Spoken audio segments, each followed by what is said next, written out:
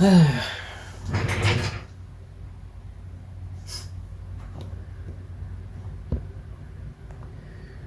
bet you didn't see me expect me back so soon, but I felt like this was worth talking about a little bit, and I wanted to talk about my thoughts, what I'm going to expect, and more importantly, I'm going to talk about what the reasoning behind this decision is. So if you haven't heard, Vanguard Dear Days was announced not only for a Japanese release, but an English release in winter of 2022.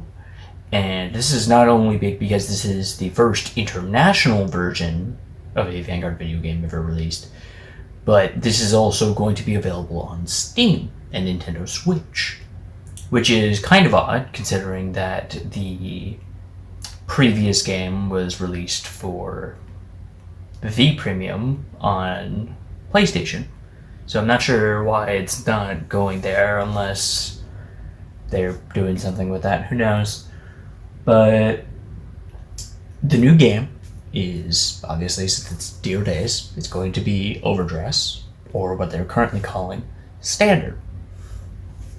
It's going to have a over 1,000 card pool, which we don't know if that means they're going to be including cards that they plan to release, or if that means they're going to be including the current card pool at the moment. They have pointed out that it is a story game. They have highlighted the main character, who is voice acting the main character. Clamp will still be doing the design work, which is nice because, Overdress looks nice. They will also be looking at the story. One thing I saw in an article is that it will be a single-player game, and that's concerning. Because with a game like this, you would expect that it would have multiplayer value. And the only reason I could see them suddenly going for an English release video game is because they saw how Master Duel was influencing Yu-Gi-Oh! And they're trying to create a parallel here. But there's a couple of reasons why that doesn't work. Number one, Master Duel isn't doing well right now. It's currently locked in a format. Konami can't keep up with set releases, and they can't really effectively influence the game enough that it keeps players' interest, myself included, honestly. This looks like it's going to be more of a story-focused game. If it plays like the previous games, you'll fight the AI, and you'll have a free battle mode. I think this is a power play to get more people into Overdress. Overdress was already designed to bring new players in, and I could see this very easily reaching out to a lot of people, and this is probably why it's going to switch in Steam instead of going back to the PS4, because it's reaching out to more individuals, it's reaching out to more different players. It could very well be possible that because all of the previous Vanguard games before the PS4 one were released on 3DS. So this might just be a follow-up on a previous agreement, and so they're going to be working on this with perhaps the same team. Maybe make it a bit more simple. I think that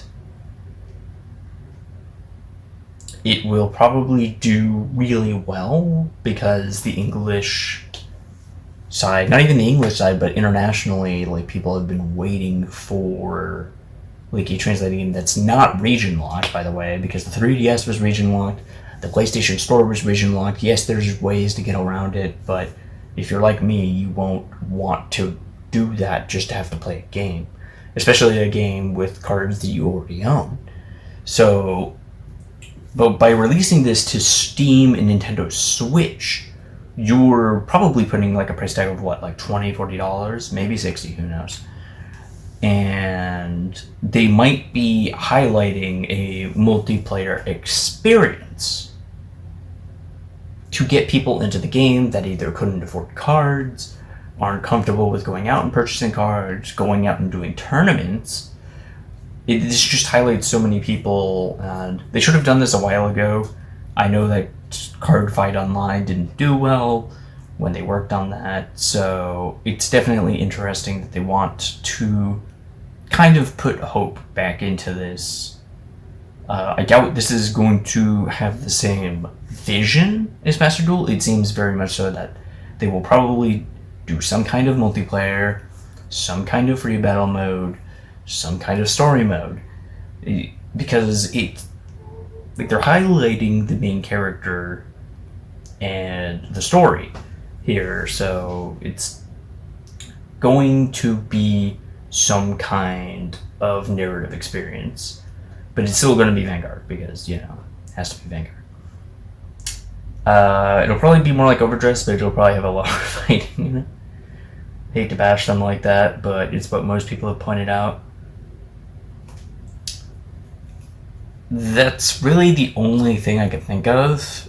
If it does well, I could see them actively making releases of support for this game. So, like, booster set packs, any kind of glamour stuff, if they create, like, a focused multiplayer experience, which, again, it doesn't seem like they're highlighting the multiplayer experience, so they're not trying to create a kind of, like, engine to, like, test stuff, but I think that's what most people are going to use this for because, well, with some degree of error and whatnot, because this is definitely going to be behind the release of the cards. Like, people aren't going to be able to play cards before we get them. If they did, then that would be huge. That would mean that players would get to test, players would get to make decks and test builds and play them against other players. But again, we don't really have a lot of information. This was just announced recently, like, 2 days ago? Not to put a date on this, but 2 days ago this was announced, and it's kind of got me hopeful a little bit. Like, Overdress is the best state that Vanguard has been in a long time, and, like, they have some kinks to work out. Like, they already gave a standard power for all of the cards. They balanced the shields a little bit. They somehow managed to fit spell cards in decently, for the most part. A bunch of other stuff, like new gimmicks, old gimmicks, like, are kind of melding together. New designs are looking great. But the video game should come out well. Like, the main character already looks pretty cool. Like, that is something I want to talk about. I probably expect that this is going to be, like, more of a PNG style game. So it's going to be like text boxes, and it's going to have different character palettes that, like, show up on the screen as the narrative is happening. I don't expect, like, a 3D, like, engine kind of deal. Like, maybe they'll do that. I doubt it. But who knows? Like, I think the most we're going to get is... Actually, they did highlight a voice actor, didn't they? Yeah, so there might be a lot of voice acting in this.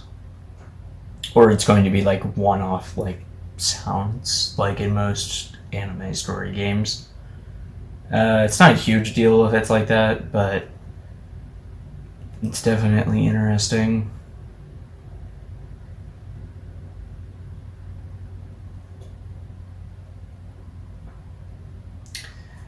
What else?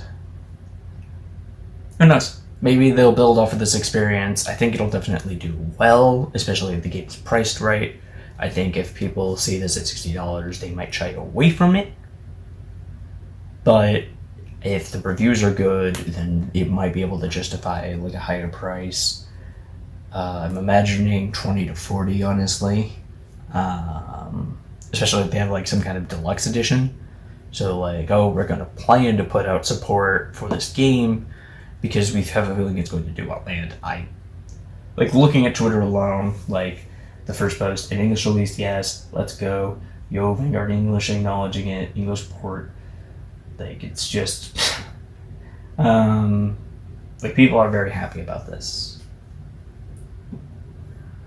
People are definitely very happy about this. Like, I'm happy about this. I can't wait to see how it looks. I can't wait to see how it plays.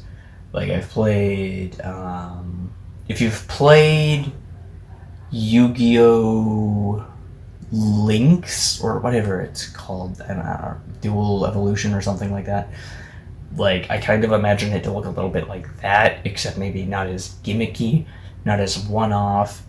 Like, I expect there to be, like, a lot more quality here, because, like, again, they do really well with the art. Like, it's... if they're trying to create a narrative experience, like, they're probably going to... they're going to create the engine for the battle system with all the new mechanics, and then they're going to focus on creating a more artistic experience for the rest of it. Maybe I'm putting too much faith in it. Maybe I'm being a little too hopeful or something. But they say it's going to come out in winter, so actually probably not, because they got to do, like, all the backgrounds, they got to do, like, all the character palettes, they got to get all the voice acting done. And then they got to program all the cards in, which I imagine they'd program the cards in first, or their game site would do that. And then Clamp is going to be stuck in their artist dungeon creating all the new art. But, yeah, looks good to me. I just kind of wanted to talk about it a little bit, because that's kind of what I expect. I expect it's going to be good. Like, very simple. I don't think it's going to be bad. It's very possible it could be bad, but from what I've seen in the Overdressed story, like, it's the same people writing it, it's the same people working on it. As long as they focus on that and try not to get too distracted by, like, the game side of it, I think it could come out to be a very, very well polished product with a lot of cohesive writing to it.